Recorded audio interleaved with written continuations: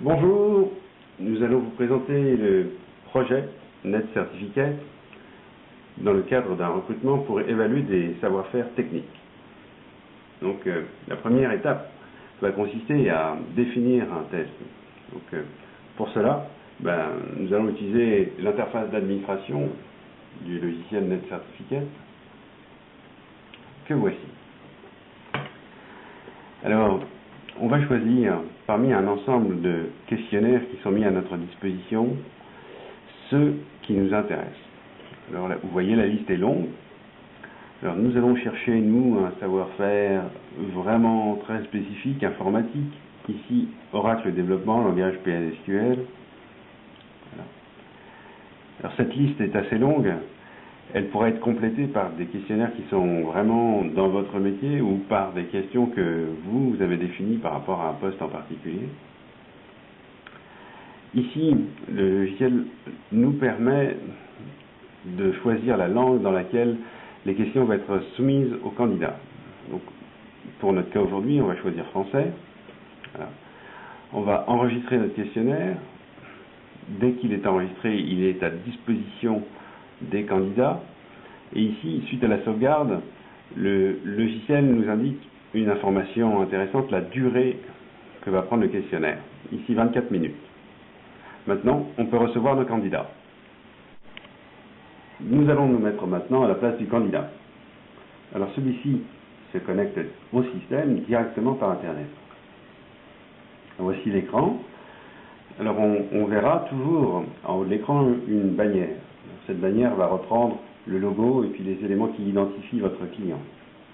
Le candidat, lui, est invité à saisir son adresse mail, son prénom, son nom. Juste après cette inscription, il est invité à répondre aux questions. La première question, qu'est-ce qu'un bloc PLSQL? Alors nous avons différents éléments de réponse, un ensemble regroupé de procédures et de fonctions, ou sinon un regroupement d'éléments de l'interface graphique, ou sinon une unité compilée d'exécution, enfin une unité de code PLSQL comprenant une zone déclarative, un corps et un traitement d'erreur. Voilà, je prends cette réponse. Et ainsi de suite. Donc le candidat va répondre aux questions au fur et à mesure, en prenant son temps. Alors, à chaque fois que le candidat passe à une page suivante, toutes ses réponses sont enregistrées, ainsi que son temps de passage.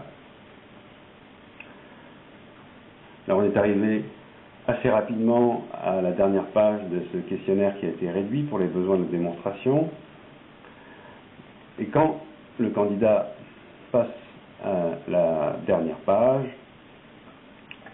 il va juste être informé que tous les résultats sont enregistrés, sans autre information. À ce moment précis, le recruteur, lui, va recevoir un courriel qui va contenir l'ensemble des résultats du candidat.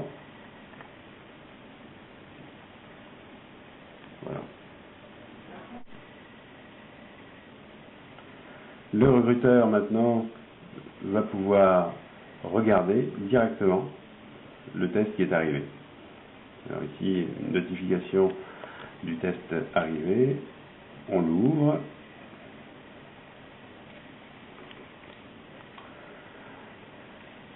Alors ça nous donne ici directement le score du candidat. Donc ici, 3 bonnes réponses sur 6 questions, bien on a 50%. Et aussi, on a des informations sur le temps utilisé par le candidat par rapport au temps qu'il avait de disponible. Donc, voilà.